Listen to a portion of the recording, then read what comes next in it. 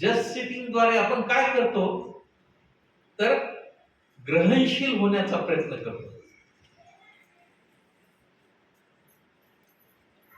आणि जेव्हा त्रिरत्न बौद्ध महासंघाचा कोणताही कार्यक्रम असतो, त्या कार्यक्रमातून श्रोत्यांनाही काही ना काहीतरी देण्याचा आपण इथं प्रयत्न करत असतो.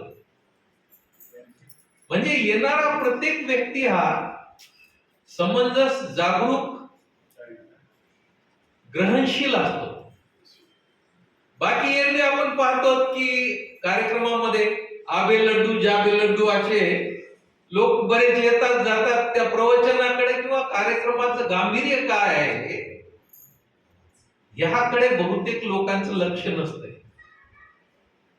त्या अर्थानं त्रिरत्न बौद्ध महासंघाचे कार्यक्रम हे अतिशय महत्वाचे असतात. तुमच्यामध्ये काहीतरी सकारात्मक बदल व्हावा म्हणून ह्या कार्यक्रमाचं आयोजन केलं जातं.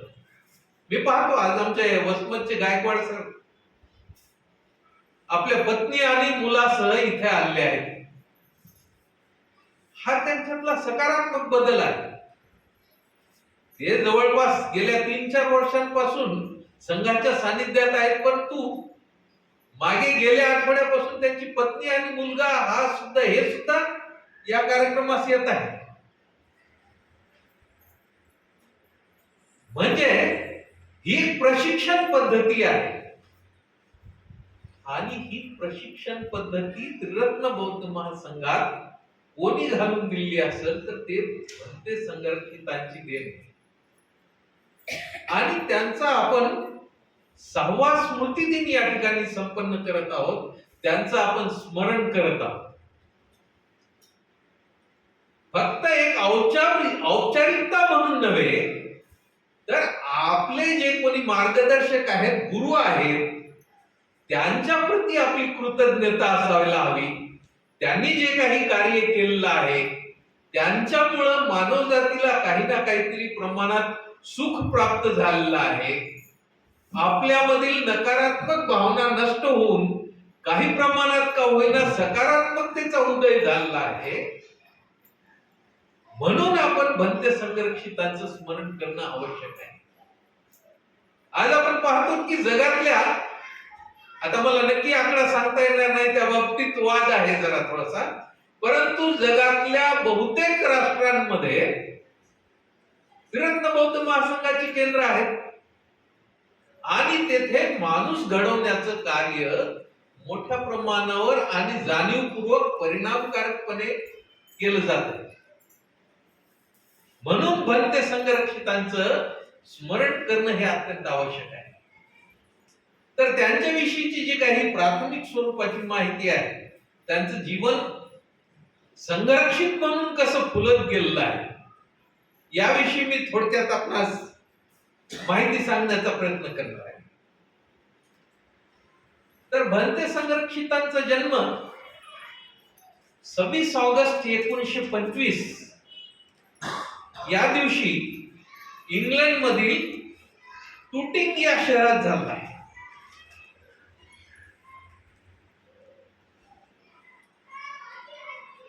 त्यांचं सुरुवातीचं नाव होतं डेनिस फिलिप एडवर्ड लिंगवूड. लहानपणापासूनच त्यांना आजार होता. त्यांना हृदयविकाराच्या रोगाचं काहीतरी निदान केलं गेलं होतं, म्हणून ते घरीच राहिले. ते कधी शाळेला गेलेले नाही. परंतु इंग्लंडमध्ये अशी प्रथा आहे की तुम्ही जरी औपचारिक पद्धतीचं म्हणजे शाळेत जाऊन शिक्षण जरी घेता आलं नाही तुम्हाला, तरी घरी राहूनही अनौपचारिक पद्धतीनं तुम्हाला शिक्षण घेता येतं. आणि त्याचाच फायदा घेऊन संघरक्षितांनी म्हणजे डेनिस लिंगवूड यांनी आपल्या मातेकडून प्राथमिक शिक्षणाचे किंवा पुढचेही धडे गिरवलेले आहेत. असं असताना ते जवळपास 16 वर्ष अंथरुणात होते. आणि त्या काळात आजारपणामुळे म्हणा किंवा त्यांना अभ्यास करायचा होता म्हणा, त्यांनी मोठ्या प्रमाणात घरी राहूनच अभ्यास केला आणि त्यांनी जागतिक कीर्तीच्या लेखकांची पुस्तकं वाचलेली आहेत. एक रशियन लेखिका होत्या, मॅडम ब्लावत्स्की असं त्यांचं नाव.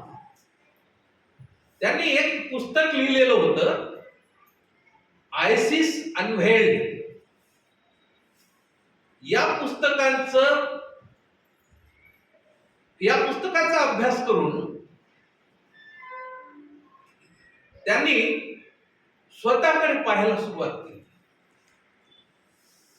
त्याचप्रमाणे वयाच्या 16व्या वर्षापर्यंत त्यांनी बुद्ध धर्मातील महायान पंथातील जे काही महत्वाचं, अत्यंत महत्वाचं असं सूत्र आहे, ज्याला हृदय सूत्र किंवा प्रज्ञापारमिता सूत्र किंवा इंग्रजीमध्ये म्हणायचं झालं तर डायमंड सूत्र, या सूत्राचा अभ्यास केला. त्याचबरोबर हुइनेन यांच्या प्लॅटफॉर्म सूत्राचाही अभ्यास केला. आणि हा अभ्यास केल्याच्या नंतर त्यांना असं जाणवलं, मी जन्माने जरी ख्रिश्चन असलो तरी खऱ्या अर्थानं मी बौद्ध आहे.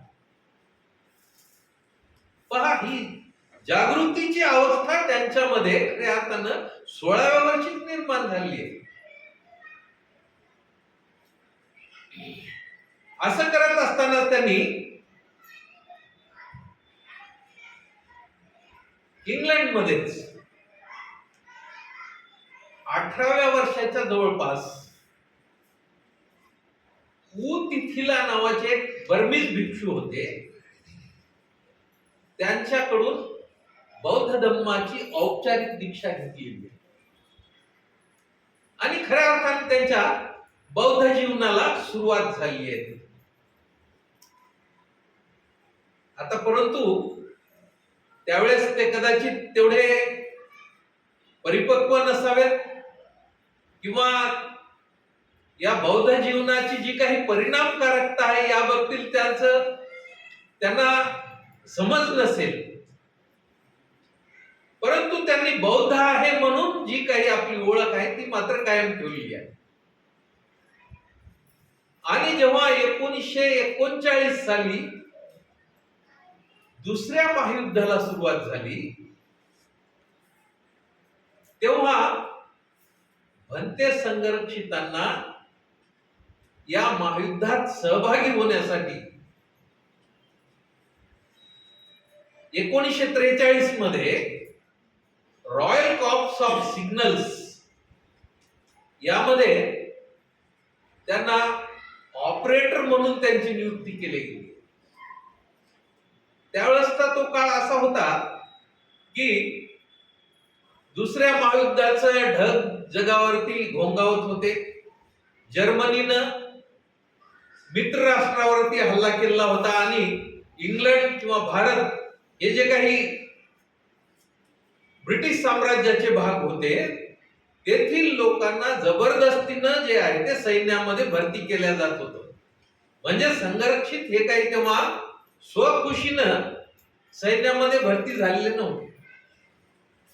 परंतु जेव्हा ते ऑपरेटर म्हणून, सिग्नल ऑपरेटर म्हणून भारतात आले, तेव्हा त्यांनी भारतासहित श्रीलंका, सिंगापूर या ठिकाणीही सिग्नल ऑपरेटर म्हणून सेवा दिली.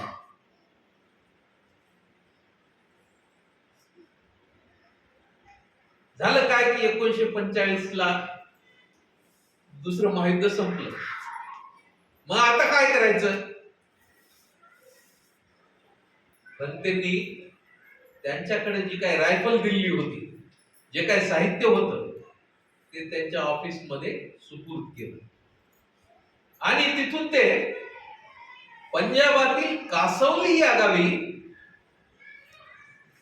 जे की हिमाचल प्रदेशच्या जवळ आहे, त्या ठिकाणी गेले आणि त्या ठिकाणी त्यांनी आपला जो काही पासपोर्ट होता तो फाडून टाकला आपले जे काही चांगले कपडे होते, आता इंग्रजी माणूस म्हणजे सूट बुटात राहणारा,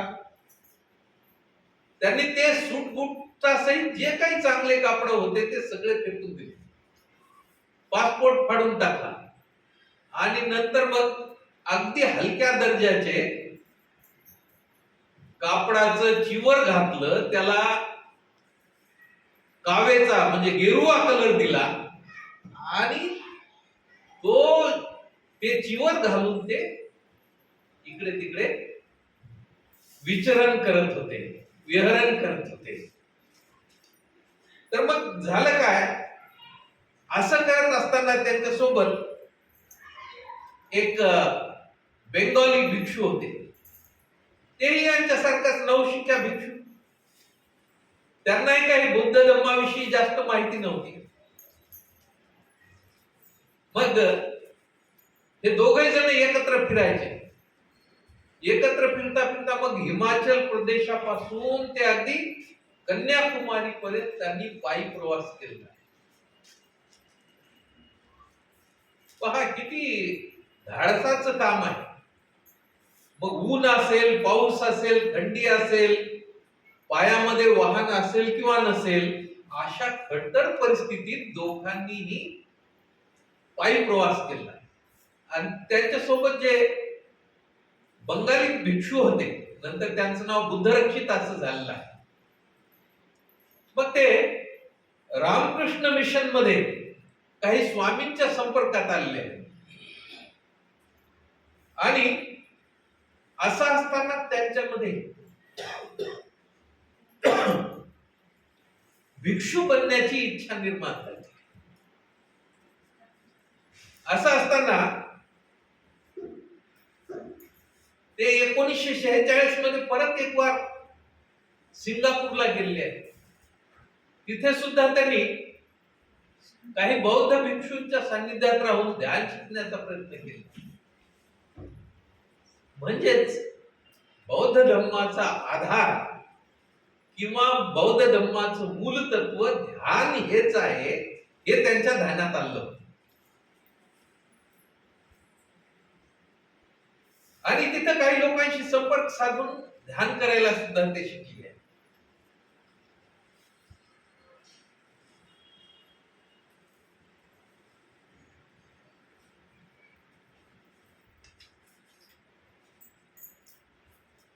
त्यानंतर त्यांचा संपर्क आलेला आहे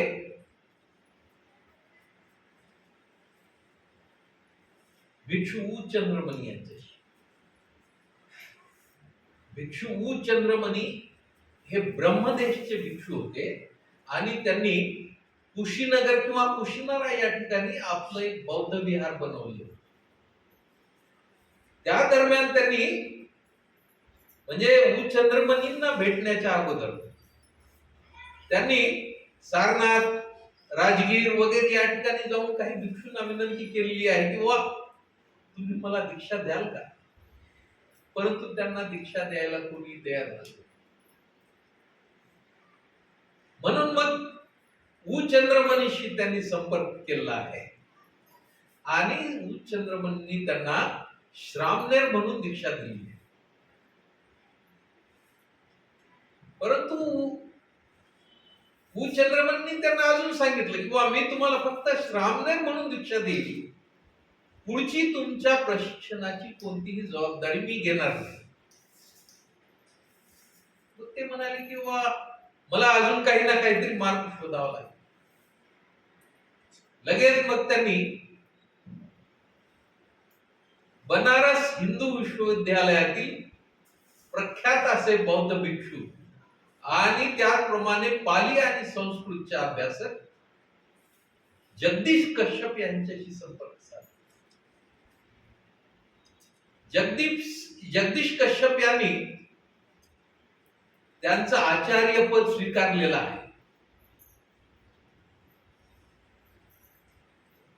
त्यांची उपसंपदा खऱ्या अर्थानं भिक्षू जगदीश कश्यप यांच्याकडून झाली आहे. आणि दुसरे एक भिक्षू होते कोविंद नावाचे, कोविंद म्हणा किंवा कविंद म्हणा, तर ते त्यांचे उपाध्याय होते. अशा प्रकारे त्यांचा खऱ्या अर्थानं आध्यात्मिक प्रवास सुरू झाला आहे. जेव्हा त्यांची श्रामणेर म्हणून दीक्षा चंद्रमणीकडून झाली आहे, उपसंपदा कवीन म्हणून यांच्याकडून झाली आहे, आचार्य जगदीश काश्यप हे लाभलेले आहेत त्यांना. अशा रीतीनं त्यांचा हा धार्मिक प्रवास सुरू झाला. जगदीश कश्यप यांच्याविषयी ते फार चांगली आठवण सांगतात. कारण का, माझ्या जीवनाला आकार देणारे ते एक अत्यंत महान व्यक्ती होते असं म्हणते संघर्ष. कारण भिक्षू जगदीश कश्यप हे फार महान विद्वान असे भिक्षू होते. त्यांना त्रिपिटक उलट आणि सुलट हे दोन्ही पाठ होते. म्हणजे सुरुवातीपासून जरी त्यांना म्हणायला लावलं त्रिपिटक तरी ते म्हणायचे, आणि शेवटापासून जरी म्हणायचं झालं तरी ते मुखपाठ म्हणायचे. असं महान व्यक्तिमत्व. तर एकदा या जगदीश कश्यपांविषयी कृतज्ञता व्यक्त करताना संघर्षित काय म्हणतात, किंवा मला एकदा असं काहीतरी प्रॉब्लेम निर्माण झाला एका गाथेविषयी किंवा एखाद्या सूत्राविषयी मला स्पष्टता नव्हती. त्यामुळं मी जगदीश कश्यपांकडे गेलो. जगदीश कश्यप डोळे लावून बेडवर पडलेले होते आणि त्यांना जाऊन यांनी विचारलं, गुरुजी मला याचा अर्थ माहित नाही किंवा याचं स्पष्टीकरण माझ्याकडे नाही. लगेच जगदीश कश्यप झोपेतून उठले आणि ताबडतोब त्या गाथेचा किंवा त्या सूत्राचा अर्थ त्यांनी स्पष्ट केला. अशा प्रकारे आपल्या गुरुचं महात्म्य किंवा आपल्या गुरुविषयीची कृतज्ञता संघर्षित व्यक्त करतात. मला वाटतं हा सुद्धा आपल्यासाठी एक चिंतनाचा मुद्दा असू शकतो की आपण आपल्या गुरुविषयी किती कृतज्ञता बाळगतो. आपल्या जीवनामध्ये ज्यांनी मोलाचं असं मार्गदर्शन केलं आहे, आपल्या जीवनाला एक आकार दिलेला आहे, त्या गुरुविषयी आपण किती प्रामाणिक आहोत हा सुद्धा आपल्यासाठी एक चिंतनाचा मुद्दा असू शकतो. मग ते सांगतात की माझं तिथलं प्रशिक्षण पूर्ण झालेलं आहे. जगदीश काश्यपांच्या सानिध्यात राहून त्यांनी पाली भाषेचा, संस्कृत भाषेचा, त्याचप्रमाणे तर्कशास्त्राचा बनारस विश्वविद्यापीठामध्ये अभ्यास केला आहे. त्यानंतर त्यांचं प्रशिक्षण पूर्ण होते. मग तेव्हा जगदीश काश्यप त्यांना 1950 मध्ये सांगतात की तुमचं आता प्रशिक्षण पूर्ण झालेलं आहे, आता तुम्ही इथून निघा आणि बुद्ध धम्माच्या प्रचार प्रसारासाठी तुमचं आयुष्य व्यतीत करा.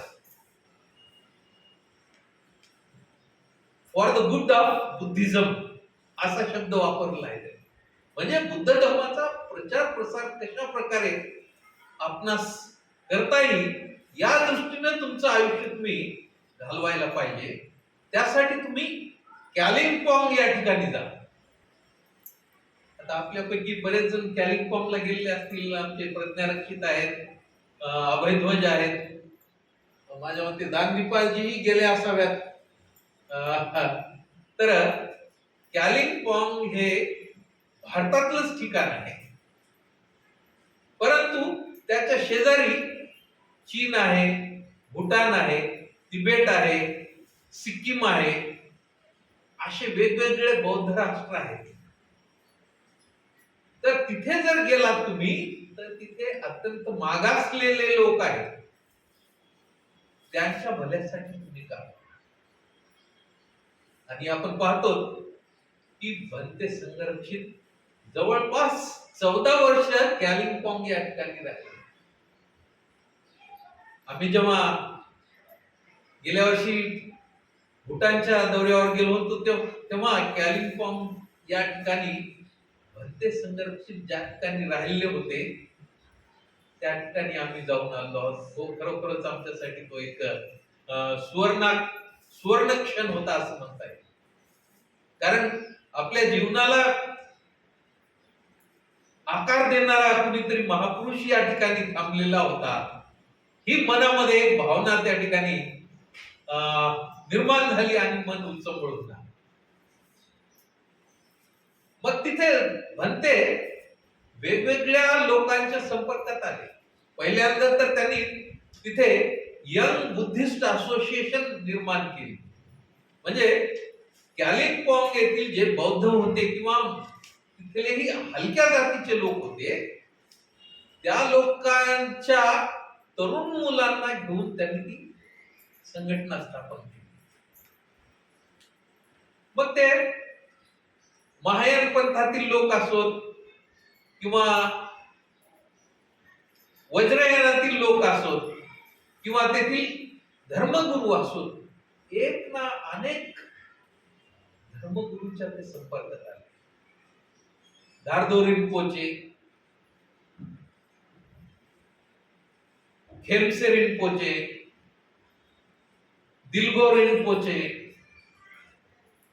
दुजा रिंपोचे, अशा प्रकारचे वेगवेगळे गुरु त्यांना तिथे लाभलेले आहेत.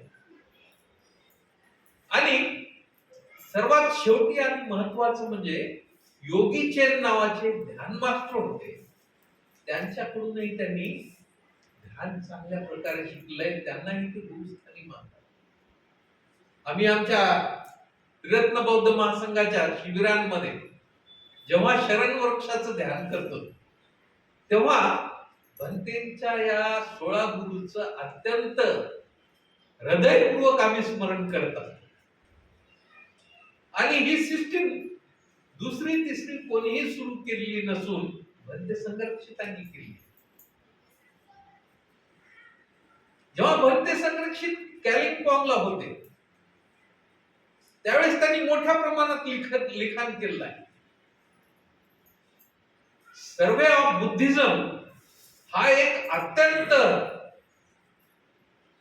त्याला काय म्हणता येईल महत्वपूर्ण ग्रंथ, ज्याला बुद्धिझम मधील माइलस्टोन म्हणता येईल किंवा मैलाचा दगड म्हणता येईल, अशा प्रकारच्या ग्रंथाचं लेखन भंते संरक्षितांनी कॅलिम्पॉंग या ठिकाणी केलं. स्टेपिंग स्टोन किंवा माझ्या शरणगमनाचा इतिहास, who is Buddha, what is Dhamma, what is Sangha, किंवा आध्यात्मिक समाजाचा अर्थ, या वेगवेगळ्या विषयांवरची त्यांनी प्रवचनही दिलेली आहेत आणि लिखाणही केले आहे. म्हणजे बघा किती चिंतन होतं त्यांचं. आणि सर्वसामान्य जे की परिस्थितीने गांजलेले आहेत त्याचबरोबर आचरणाने शून्य आहेत अशा लोकांसोबत जाऊन भक्तांनी जीवन जगवलं. आणि त्यानंतर ते 14 वर्ष घालवल्याच्या नंतर 1964 साली इंग्लंडला गेले. इंग्लंडला गेल्यानंतर तेथे हॅम्स्टीड बौद्ध विहार हा एक नावाजलेला बुद्ध विहार होता. त्यावेळी तिथल्या बुद्ध विहारामध्ये त्यांना निमंत्रित करण्यात आलं. पण त्यांना तिथं असं आढळलं की तिथल्या ज्या काही ट्रस्टीज आहेत किंवा विश्वस्त आहेत त्यांच्यामध्ये बेबनाव आहे. म्हणून भंते संरक्षितांना त्या ठिकाणी त्यांच्यातला बेबनाव दूर करण्यासाठी सांगण्यात आलं. मग त्यांनी पाहिलं की हे जे काही थेरवादी भिक्षू आहेत थेरवादी भिक्षूंमध्ये एक प्रकारचा आत्रस्ताळेपणा आहे, हेकटपणा आहे, त्यांच्यामध्ये लवचिकता नाही, जी की खऱ्या अर्थानं एका बौद्ध भिक्षूला साजेशी नाही. म्हणून तिथं काय त्यांचं जमलं नाही आणि काही 6 महिन्यानंतर ते परत भारतात आले. भारतात आले, काही दिवस भारतात घालवले, परत ते त्या हॅम्पस्टेड विहारामध्ये गेले. तर तिथं काय त्या लोकांनी त्यांना प्रवेश दिला नाही. म्हणून 1966 साली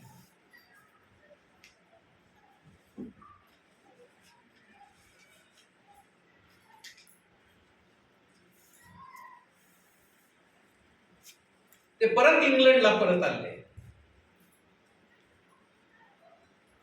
इंग्लंडला परत आल्याच्या नंतर त्यांनी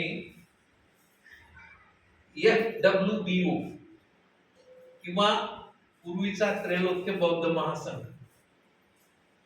किंवा इंग्रजीमध्ये त्याचं अब्रिव्हिएशन सांगायचं झालं तर friends of western Buddhist order, अशा प्रकारचा संघाची त्यांनी निर्मिती केली.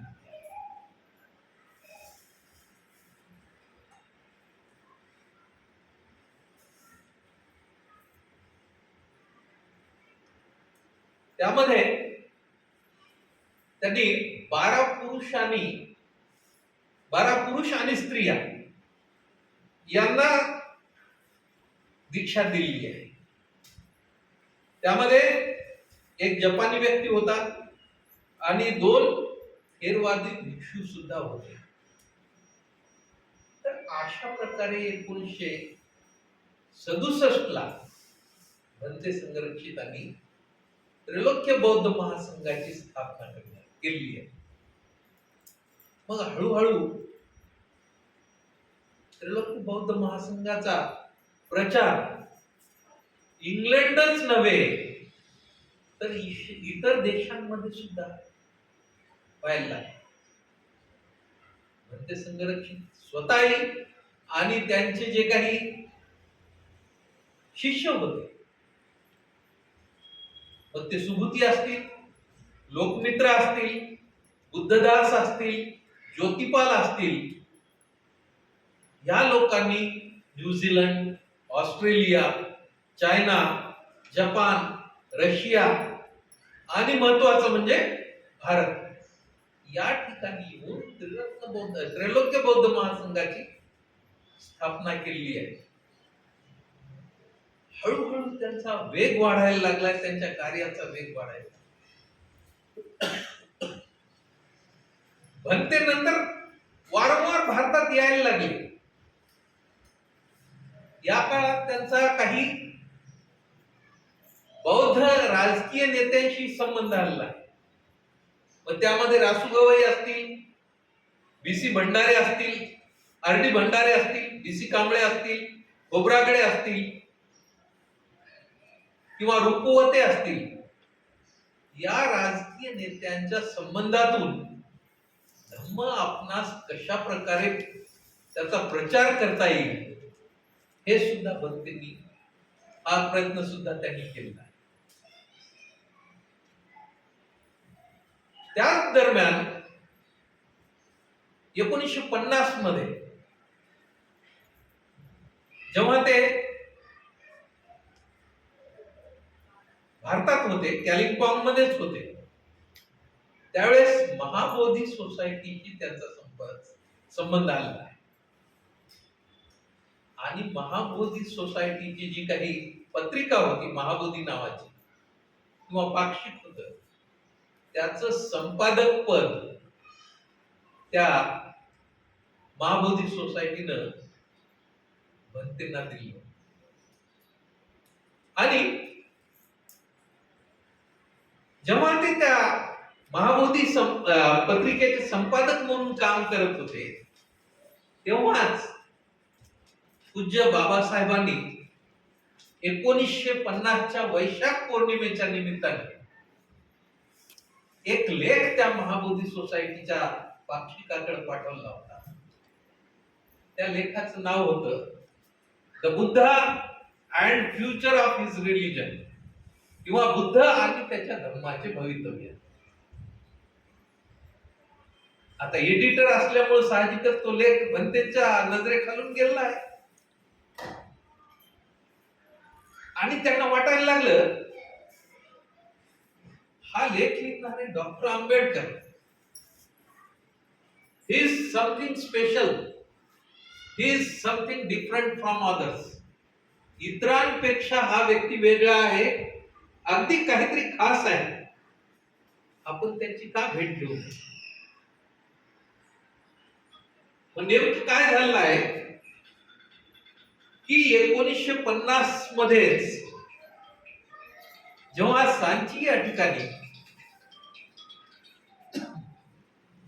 सारीपुत्त आणि महामोगलाई यांच्या अस्थीची एक मिरवणूक काढण्यात आली.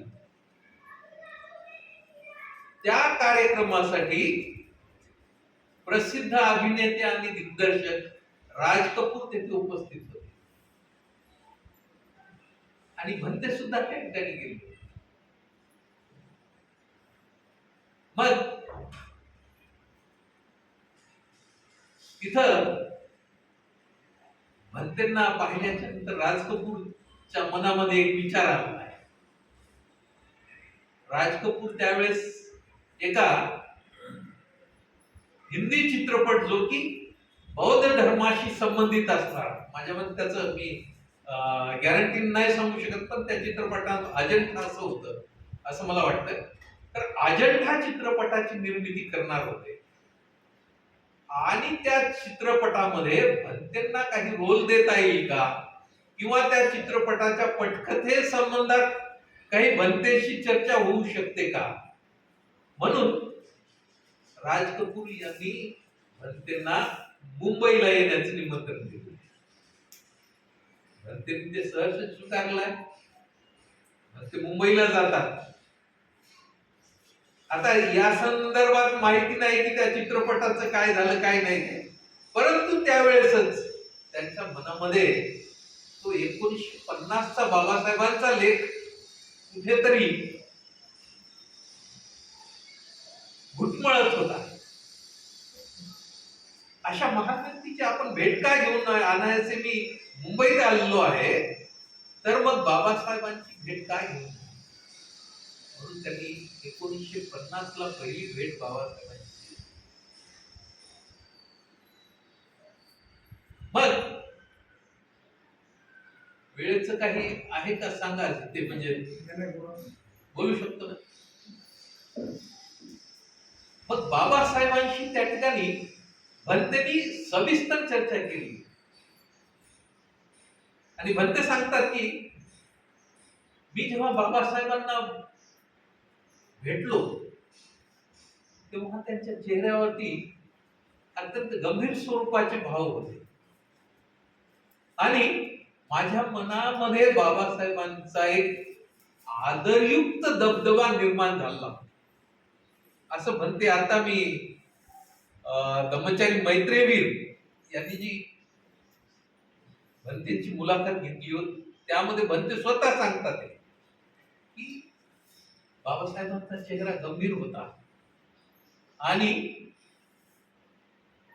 त्यांच्याविषयी त्याच्यामुळं माझ्या मनामध्ये एक आदरयुक्त भावना निर्माण झाली. तर तिथं बाबासाहेब त्यांना विचारतात भंतेंना, किंवा तुम्ही महाबोधी सोसायटी या सोसायटीच्या महाबोधी पत्रिकेचे संपादक आहात, पण त्याचा चेअरमन तर ब्राह्मण आहे, तुम्ही अशा संस्थेमध्ये कसे काय काम करू शकता? आणि त्यावेळेस बहुतेक लोकांना माहिती असेल महाबोधी सोसायटीचे चेअरमन एक ब्राह्मणच होते, ते म्हणजे श्यामाप्रसाद मुखर्जी.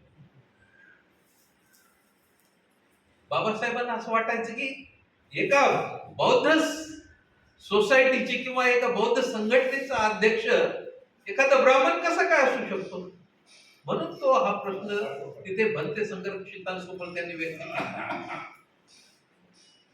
तर भलते म्हणतात मी फक्त संपादक आहे, त्या संघटनेशी माझा काही संबंध नाही आहे. तिथं काही गोष्टीवरती चर्चा झालेली आहे आणि तेव्हापासून भलतेंच्या मनामध्ये बाबासाहेबांविषयी अतीव आदर निर्माण झाला, अतूट श्रद्धा निर्माण झाली.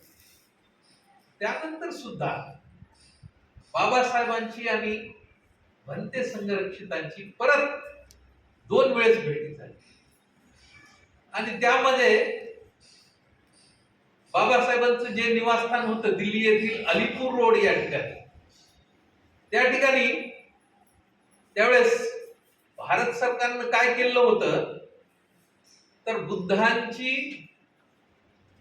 2500वी जयंती होती. त्या निमित्तानं देश विदेशातल्या भिक्षूंना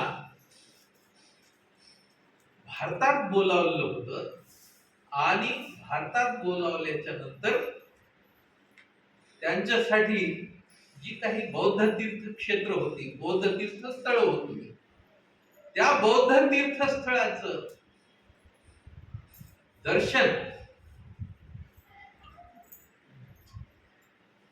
सरकारतर्फे त्यावेळेस घडून आणलं.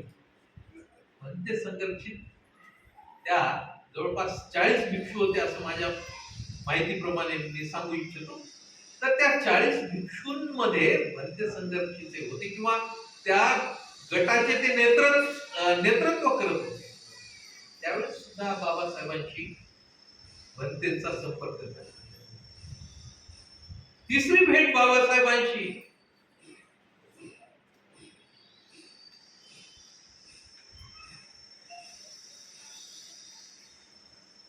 अजून झालेली आहे त्याची. त्या भेटीमध्ये बाबासाहेब खूप आजारी आहेत, ती सुद्धा दिल्लीलाच झालेली आहे आणि त्या भेटीमध्ये भंते संघर्षित जे काही बाबासाहेबांचा बंगलो होता त्या ठिकाणी बाहेरच्या हिरवळीवरती खुर्च्या टाकून बसलेले आहेत, त्यांच्यासोबत दुसरे भिक्षुगण आहेत आणि तिथे त्यांच्या आरोग्याविषयी ते चौकशी करतात आणि त्याचप्रमाणे बाबासाहेब सुद्धा त्यांना सांगतात की माझ्या समाजासाठी मला अजून खूप करायचं आहे, माझ्या समाजामध्ये बरेचसे दोष आहेत, ते दूर करण्यासाठी मला प्रयत्न करायचे. तर ते दोष कोणते आहेत तेही सांगितलंय बाबासाहेब. म्हणे आमच्या समाजामध्ये हुंडा पद्धती आहे, तर ही हुंडा पद्धतीच्या निर्मूलनासाठी मला कार्य करायचं आहे. कारण एखाद्या मुलीचा वडील जेव्हा आपल्या मुलीचं लग्न करतो तेव्हा जेव्हा हुंडा देण्याची वेळ येते त्यावेळेस त्या मुलीच्या वडिलांवरती काय गुजरत असेल, त्याचे काय हाल होते असतील याचा विचार केलाय का कधी आपण, असं बाबासाहेब. त्याचप्रमाणे आमच्या लोकांमध्ये दारू पिणाऱ्यांची संख्या भरपूर आहे, तर ही दारू पिण्याची सवय जर आपण दूर करता आली आपणास तर त्या दृष्टीने मला कार्य करायचं. आणि तिसरी बाब म्हणजे अत्यंत महत्वाची असणारी म्हणजे गटबाजी होय. आमचे लोक वेगवेगळ्या गटामध्ये विभागलेले आहेत, मग ते धार्मिक असतील किंवा राजकीय असतील, सामाजिक असतील, त्यांच्यामध्ये एकोपा नाही आहे. आणि बाबासाहेबांचं तर सूत्रच होतं सुरुवातीपासून ऑर्गनाइज किंवा संघटित होणे, म्हणून ही बाब बाबासाहेबांना नेहमीच घडत. बाबासाहेबांनी तिथे त्यांना असंही विचारलेलं आहे की मला बौद्ध धर्माची दीक्षा घ्यायची आहे, तुम्ही एक भंते आहात, कृपया मला तुम्ही दीक्षा द्याल का? संघरक्षित म्हणतात माझे गुरु आहेत उ चंद्रमणी आणि ते भारतातील सर्वात ज्येष्ठ असे भिक्षू आहेत, कृपया तुम्ही त्यांच्याकडून दीक्षा घेतली तर बरं होईल. एम.टी. वाघमारे यांनी आता सांगितलंय की वा आपण अशा संधीचा लाभ घेतला असता, परंतु उर्गेल संघर्षितांनी मात्र ते मोठेपण नाकारलेलं आहे. त्या उलट आपल्या गुरुला ते मोठेपण दिलं आहे. गुरुच्या प्रती असणारी ही खऱ्या अर्थानं कृतज्ञता होती. म्हणून संघर्षित हे अनुकरणीय आहे.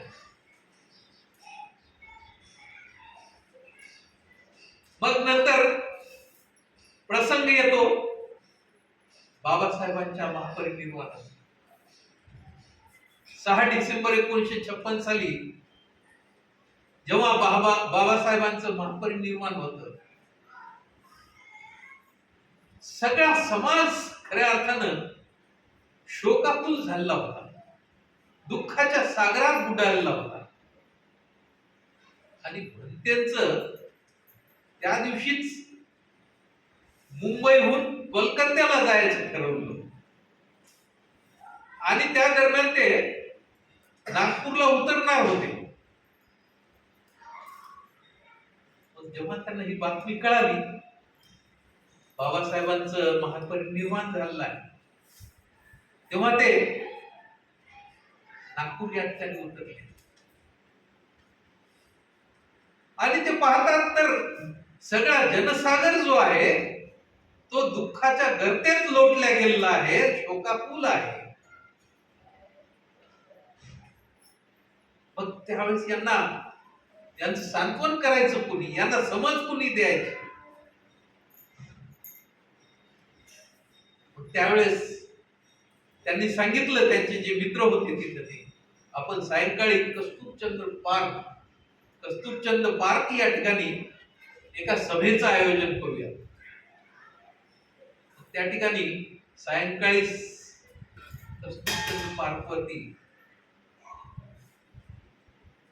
सभेचं आयोजन केलं गेलेलं आहे. तिथं बोलण्यासाठी माईक नव्हता, ही एक महत्वाची बाब. आणि बाबासाहेबांप्रती आपल्या भावना व्यक्त करणारे, त्यांच्या प्रती संवेदना व्यक्त करणारे भरपूर लोक होते त्या ठिकाणी. वक्ते म्हणूनही त्या ठिकाणी भरपूर लोक होते.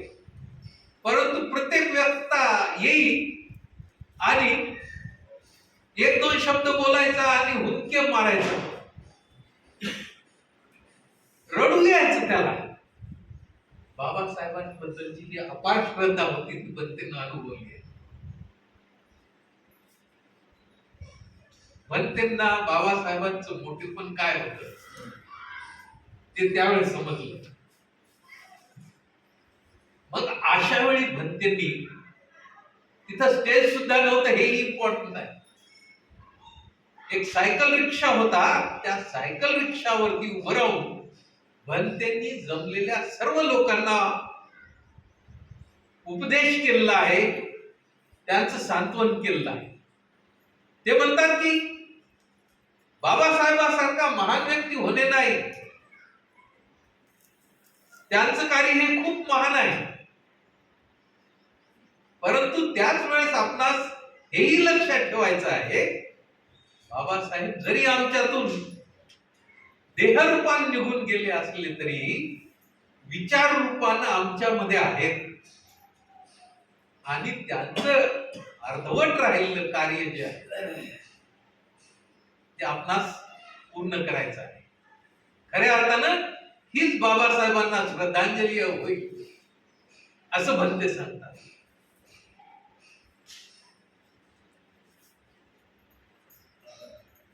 मग बाबासाहेबांच्या पावलावर पाऊल ठेवून बाबासाहेबांचं जे काही विजन होतं, बाबासाहेबांचं जे काही स्वप्न होतं, त्याला अनुसरून किंवा 1950च्या त्यांच्या भाषणाचा किंवा लेखाचा आधार घेऊनच भंतेंनी या त्रिरत्न बौद्ध महासंघाची स्थापना.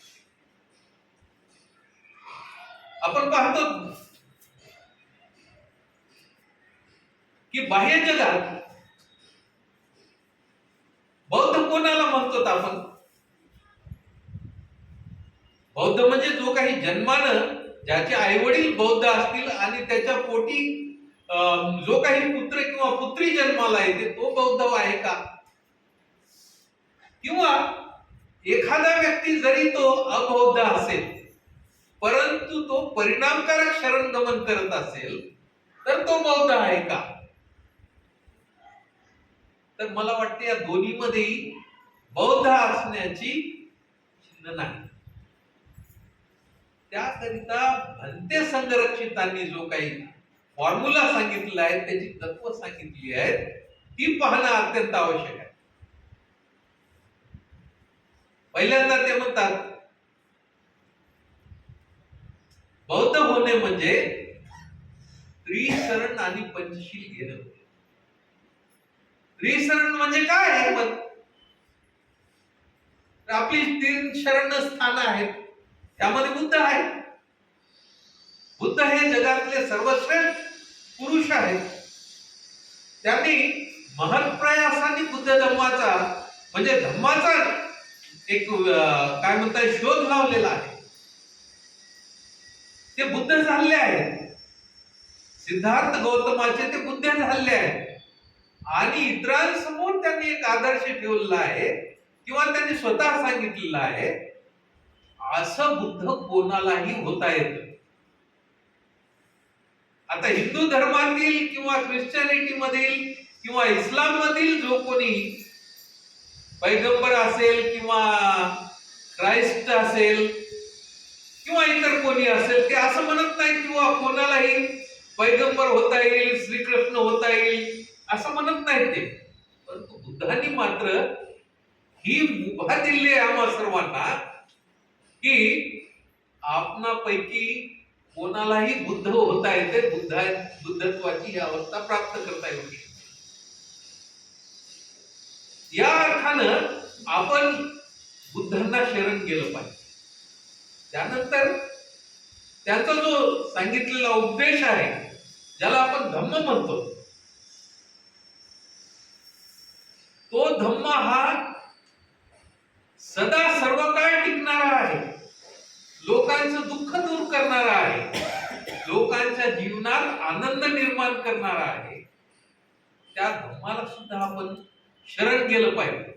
शरण जाणे म्हणजे अनुकरण करणे होते, त्यांच्या पावलावर पाऊल ठेवून चालणे होते. आणि या धम्माचं जे काही अनुकरण करणारे लोक आहेत आणि जे सांघिकरित्या सामूहिकरित्या याचं अनुकरण करतात, जे पंचशिलाचं पालन करतात, जे नियमितपणे ध्यान करतात, हे खऱ्या अर्थानं बौद्ध आहे. म्हणजे जेव्हा दीक्षा देताना सुद्धा या गोष्टीचं आपण पाहतो.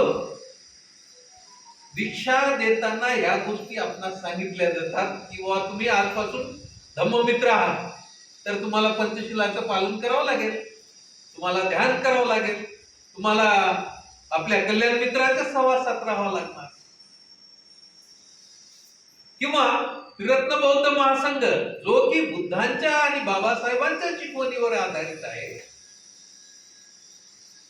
त्यांनाही तुम्हाला मानावं लागणार आहे. अशा प्रकारच्या काही गोष्टी आपण या दीक्षेमध्ये दीक्षार्थीला सांगत आहोत. तर हे करत असताना भंतेंनी काही शिकवणी सुद्धा त्यांच्या जीवनामध्ये दिल्या आहेत. तर त्यामध्ये सर्वात महत्वाची शिकवण आहे ती म्हणजे एक बौद्ध धर्मीय म्हणून, बुद्धांचे किंवा बाबासाहेबांचे शिष्य म्हणून, भंते संघरक्षितांचे शिष्य म्हणून आपण प्रत्येकानं आपल्या या जीवनामध्ये श्रोतापन्न अवस्था प्राप्त केली पाहिजे. आता आपणापैकी सगळ्याच जणांना बहुतेक काही अपवाद सोडले तर श्रोतापन्न अवस्था काय आहे माहिती आहे. जिथे तुमची जी काही बुद्धत्वाकडे जाणारी किंवा ज्या 10 संयोजनांना दूर करून आपण बुद्धत्व प्राप्त करत असतो, त्यातील 3 संयोजन हे नष्ट होत असतात. त्यामध्ये आहे सत्काय दृष्टी, दुसरं संयोजन आहे शीलवर्ग परामर्श आणि तिसरं संयोजन आहे विचिकित्सा. आता याच्या बाबतीत थोडक्यात सांगायचं झालं तर सत्काय दृष्टी म्हणजे आपल्यातला हेकेखोरपणा होय. आपण जो काही विचार करतो, आपलं जे काही म्हणणं आहे तेच खरं आहे, अशा प्रकारचा विचार जेव्हा आपल्यामध्ये येतो, निर्माण होतो, त्यावेळेस त्याला सत्काय दृष्टी असं म्हटलेलं आहे. नाण्याला दोन बाजू असतात आणि या दोन बाजूनच नाणं खऱ्या अर्थानं अस्तित्वात येत असतं. परंतु आपण मात्र एकाच बाजूचा विचार करत असतो, तो केवळ सत्काय दृष्टी होय आणि तीच सत्काय दृष्टी होय. दुसरी बाजू ही आपण नाण्याची पाहिली पाहिजे. त्याचप्रमाणे दुसरं संयोजन जे आहे ते म्हणजे शीलवर्ग परामर्श. शीलवर्ग परामर्शाच्या बाबतीत भलते असं सांगतात की जेव्हा तुम्ही कोणतं तरी एखादं कृत्य करत असता, जसं की पूजा करणे होय किंवा उपोषण करणे होय किंवा काही शिलांचं आचरण करणे होय, दान करणे होय, परंतु असा विचार करणे, मी जेव्हा या गोष्टीचं पालन करतो त्या अर्थी मी श्रोतापन्न झालो असं नव्हे, तर याच्या पलीकडे ही धम्म आहे, याच्या पलीकडे ही सत्यता आहे. त्यामुळं फक्त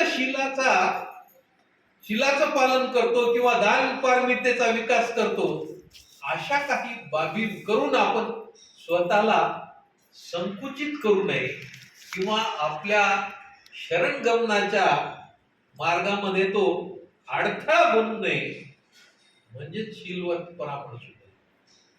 याच्या बाबतीतही संदर्भाने उल्लेख केला. आणि तिसरी बाब माहित आहे आपणास, विचिकित्सा. जेव्हा आपण स्वतःच्या कॅपेबिलिटी